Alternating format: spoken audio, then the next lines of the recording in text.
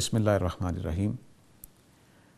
مذہب ایک ایسی چیز ہے کہ جو ہمارے لیے دنیا میں جینے کے لیے ایک ایسا راستہ ہمیں فراہم کرتی ہے کہ جو قانون، اخلاق اور نیکی کے ایسے دائرے ہمارے لیے بنا دیتی ہے کہ جس سے ایک خوشگوار زندگی وجود میں آتی ہے۔ مذہب کا انکار کرنے والے اس خوشگوار زندگی سے انسانیت کو محروم کر دیں گے اگر کسی وقت انہوں نے پورے معاشرے کے اندر لا مذہبیت کو قائم کر دیا۔ مذہب کا مسئلہ اتنا ہی اہم ہے جتنا کھانے کا مسئلہ۔ اگر آپ کے پاس روٹی نہ ہو تو انسان فوت ہو جائیں گے، اور اگر آپ کے پاس مذہب نہ ہو تو انسانوں کے ذہن فوت ہو جائیں گے۔ لیکن مذہب کے مسائل میں سب سے بڑا مسئلہ جو دور جدید میں ہمارے سامنے آتا ہے وہ یہ ہے کہ صحیح مذہب کیا ہے۔ میرے خیال میں مذہب کے خلاف جتنی بھی جد و جہد جاری ہے وہ مذہب کے غلط تصورات سے پیدا ہوئی ہے۔ تو جدید ذہن کا یہ مسئلہ کہ مذہب ہے یا نہیں ہے، یہ اس وجہ سے نہیں ہے کہ انسان مذہبی نہیں ہے، یہ اس وجہ سے نہیں ہے کہ انسان کے پاس مذہب کی ضرورت نہیں ہے، یا اس وجہ سے نہیں ہے کہ مذہب کوئی بری چیز ہے، بلکہ اس وجہ سے ہے کہ مذہب کی جو تعبیریں معاشروں میں موجود ہیں وہ اتنی بگڑ چکی ہیں کہ انسان یہ سمجھتا ہے کہ اپنے آپ کو قید خانے میں ڈالنا ہے۔ اس قید سے آزاد ہونے کے لیے انسان مذہب کا انکار کرنے پر کھڑا ہے۔ میرے خیال میں اگر ہم سارے انسان مل کر اس بات کی طرف توجہ دیں کہ صحیح مذہب ڈھونڈنے کی کوشش کریں تو میرا خیال ہے کہ یہ سب سے زیادہ آسان کام ہوگا۔ مذہب کا انکار کر کے ہم نقصان میں جائیں گے، مذہب کی موجودہ شکلوں کو لے کر بھی ہم نقصان میں جائیں گے۔ اس لیے اس بات کی نہایت اشد ضرورت ہے کہ ہم صحیح معنی میں جس کو مذہب کہا جا سکتا ہے اس تک پہنچیں۔ تو آج کی ہماری گفتگو یہی رہے گی کہ مذہب کیا ہے۔ مذہب اصل میں صرف اس چیز کا نام ہے کہ ہم آخرت کے لیے اپنی اس زندگی کو گزاریں۔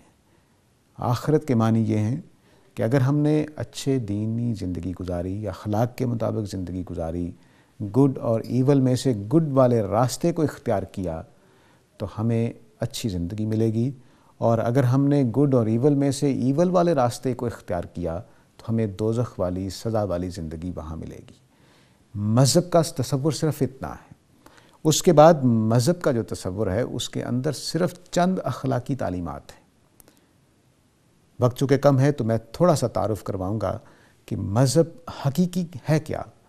مذہب حقیقت میں جو میں عیسائیت، اسلام اور یہودیت کے مطالعے کے بعد سمجھتا ہوں، جو اللہ تعالیٰ کا دین ہے، جس کا تعارف میں اپنی ایک گفتگو میں یہاں کروا چکا ہوں، تو مذہب کیا ہے، مذہب کی تعلیمات کیا ہیں، وہ صرف 6 چیزیں، صرف 6 چیزیں جن کے اندر سارے کا سارا مذہب سمیٹا ہوا ہے۔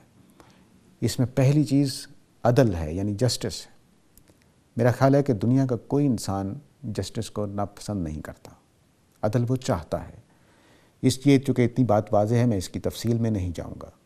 دوسری بات جو ہمارے یہ تینوں دین دیتے ہیں وہ احسان ہے، لوگوں کے ساتھ حسن سلوک ہے۔ حسن سلوک کی 2 سطحیں ہیں، ایک ان جنرل اپنی عام زندگی میں ہر انسان سے اچھا سلوک کرنا چاہیے، اور ایک خاص مقامات پہ جب اس کی طرف سے ہمیں تکلیف پہنچے تو اس کو مذہب کہتا ہے کہ تم اگر معاف کر سکتے ہو اور اس کے بعد اچھا رویہ اس کے ساتھ رکھو تو یہ احسان ہے، یہ عدل سے اگلا درجہ ہے، اونچا درجہ ہے۔ اس کے بعد تیسرا حکم جو ان مذاہب نے دیا ہے وہ ایتائے ذی القربیٰ کا ہے کہ ہم اپنے رشتہ داروں کو اپنے مال میں سے مدد کریں جب ان کو ضرورت ہو۔ یہ میرا خیال ہے کہ چیریٹی کا ایسا تصور ہے جو ہر مذہب میں عام ہے، اور ہر انسان کے اندر محسوس ہوتا ہے کہ میرا ہمسایہ بھوکا سو رہا ہے، اس کا بچہ بیمار ہے، اس کے گھر میں کھانا نہیں ہے، اس کے بیماری اتنی شدید ہے، اس موقع پر ہمارا دل چاہتا ہے کہ ہم مدد کریں۔ تو تیسرا حکم یہ ہے۔ یہ 3 پازیٹیو کرنے کے کام ہیں، اور 3 چیزیں ہیں جس سے مذاہب روکتے ہیں۔ ایک فحشا ہے، یعنی بے حیائی اور عریانی، اس میں زنا، ننگے پھرنا اور ایک دوسرے کو اپنی جنسی اعتبار سے پرکشش طریقے سے کھینچنا، یہ ساری چیزیں فحشاء میں آ جائیں گی۔ بہت ساری چیزیں اس کی وجہ سے حرام ہو جاتی ہیں، جیسے آج کل میوزک کا مسئلہ ہے، وہ فحشاء کی وجہ سے حرام ہوتا ہے، اصل میں حرام نہیں ہے۔ تو فحشاء کا ایک یہ چوتھا حکم ہے، لیکن یہ نیگیٹو حکم ہے کہ ہم فحاشی اور عریانی سے بچیں گے، ابسینٹی سے بچیں گے۔ پانچواں حکم جو ہے وہ منکر کا ہے۔ منکر میں وہ ساری حق تلفیاں آ جاتی ہیں جو ہم دوسروں کی کرتے ہیں، مثلا کسی کی عزت نہیں کی، احترام نہیں کیا، اس کے خیالات کا احساس نہیں کیا، اس کی عزت کا خیال نہیں کیا، اس کے پیسے اور اس کی عزت اور اس کے احترام جتنے بھی انسانی حقوق ہیں ان کا خیال نہیں کیا، تو یہ منکر ہے۔ اس میں ظاہر ہے کہ خدا کے حقوق بھی ہوں گے، انسانوں کے حقوق بھی ہوں گے۔ اور چھٹا حکم بغی ہے، بغاوت ہے۔ بغی کے معنی یہ ہیں کہ آپ نے منکر کے ساتھ یعنی حقوق کی حق تلفی کے ساتھ آپ نے تشدد اور قوت کا بھی استعمال شروع کر دیا، جس کو بغاوت بھی ہم کہہ سکتے ہیں، کہ انسانوں کے خلاف آپ چڑھ دوڑے۔ آپ نے صرف یہ نہیں کیا کہ اس کا حق مارا، بلکہ اس کو دھکے دے کر گھر سے نکال دیا، بچوں کو مار ڈالا، اس کو قتل کر دیا، اس کے اوپر تشدد کیا، آپ نے گن پوائنٹ پہ معاملہ کرنا شروع کر دیا، تو یہ بغی ہے۔